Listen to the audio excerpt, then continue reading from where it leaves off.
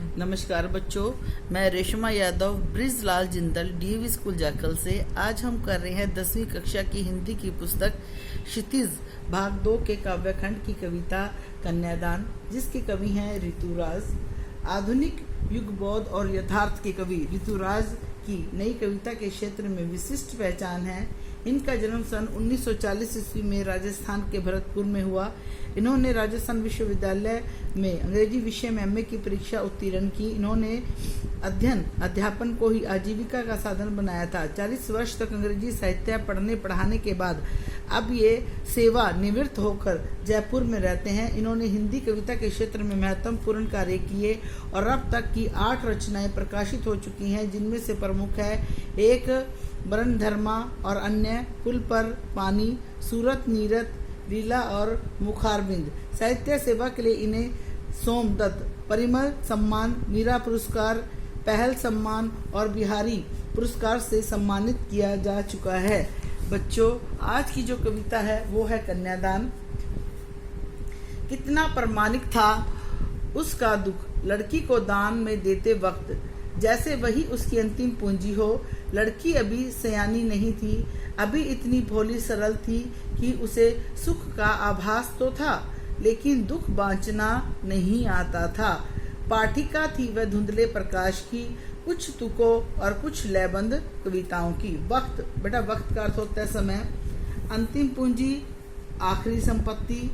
सयानी मैंने समझदार, बांचना मैंने पढ़ना।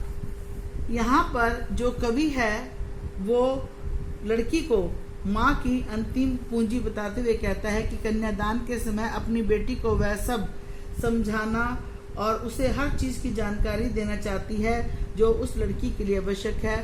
उसकी बेटी ही उसकी अंतिम पूंजी है। जीवन के सारे सुख दुख वह अपनी बेटी के साथ ही बांटती थी। चाहे वह बेटी का विवाह कर रही थी, पर अभी उसकी बेटी समझदार नहीं थी।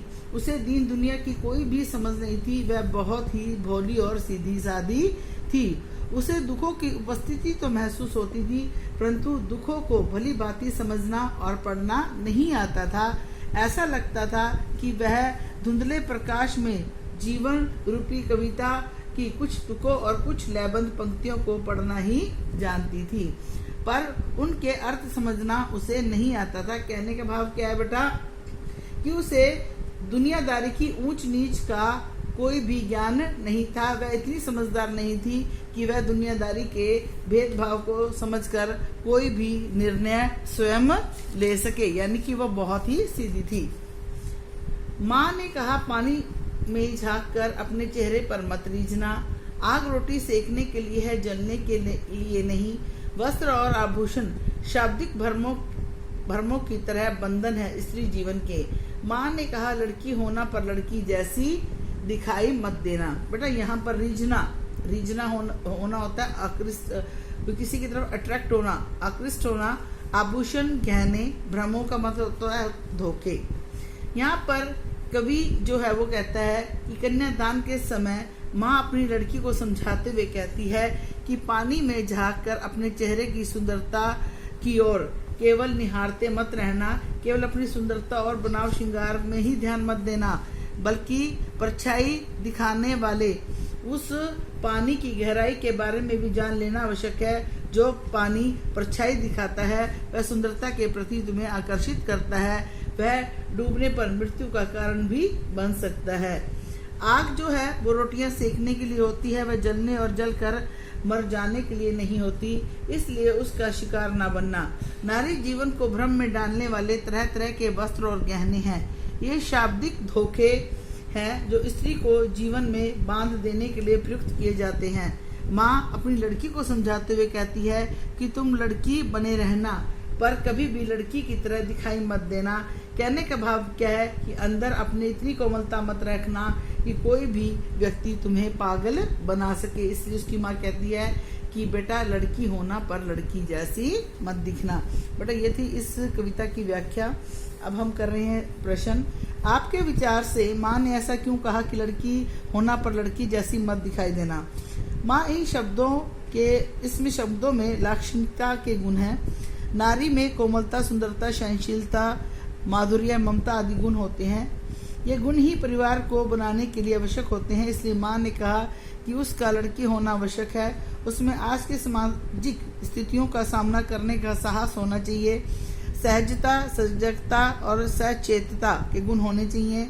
उसे दब्बू या डरपोक नहीं होना चाहिए, मतलब उसको ऐसा भी नहीं होना चाहिए कि कोई उसके इन गुणों का फायदा उठा ले। आग रोटियां सेकने के लिए है, जलने के लिए नहीं। इस पंक्ति में समाज में स्त्री की किस स्थिति को संकेत किया है? इस पंक्ति में वर्तमान समय में हमारे भारतीय समाज में दहेज प्रथा की आग बहुओं को बहुत तेजी से जला रही है। लोग दहेज के नाम पर पुत्र वधू के पिता के घर को खाली करने होने पर भी चैन नहीं पाते। वे मुंह खोलकर धन मांगते हैं और धन न मिलने पर बहुओं के साथ बुरा व्यवहार करते हैं, उसे मारते पीटते हैं और अनेक बार तो लोभ के कारण उसमें आग भी लगा देते हैं। माँ ने बेटी को सचेत करना क्यों जरूरी समझा? माँ ने बेटी को सचेत करना इसलिए जरूरी समझा क्योंकि उसे डर है कहीं वह अन्य बहुओं की तरह किसी भी शोषण का शिकार ना हो जाए, वह कमजोर ना पड़े, यानी कि उसके सामने अगर कभी ऐसी स्थिति आ जाए तो वह हिम्मत से उसका सामना कर सके। पाटिका थी वह धुंधले प्रकाश की, कुछ तुकों और कुछ लयबंद पंक्तियों की। इस पंक्ति में को पढ़कर लड़की की जो छवि आपके सामने भर कर आती है उसे लिखें। बेटा ये आपने अपने आप ही करना है। माँ को अपनी बेटी अंतिम पूंजी क्यों लगती है? माँ को अपनी बेटी अंतिम पूंजी इसलिए लगती है क्योंकि उसने अपने जीवन के सारे दुख सुख वह उसी के साथ बांटती थी, वह उसके सबसे निकट थी और वह उसके साथ ही रहती थी। माँ ने बेटी को क्या क्या सीख दी? माँ ने अपनी बेटी को कहा कि पानी में देखकर अपनी सुंदरता पर मत रीझना। आग जो है वो रोटियां सेकने के लिए है, जलने के लिए नहीं है। आभूषण और वस्त्र क्या है? ये लड़कियों को भ्रमित करने के लिए है, यानी कि वो क्या करे कि लड़की जैसी तो हो, मन में कोमलता, हर चीज भाव रखे, लेकिन लड़की जैसी मत दिखे ताकि कोई उसका शोषण ना कर सके। तो बच्चों आपने ये जो सारे प्रश्न उत्तर हैं ये सभी जो अपनी फेयर नोटबुक पर उतारने हैं और आपको ये इस कविता की व्याख्या अच्छे तरीके से समझ आ चुकी होगी। धन्यवाद।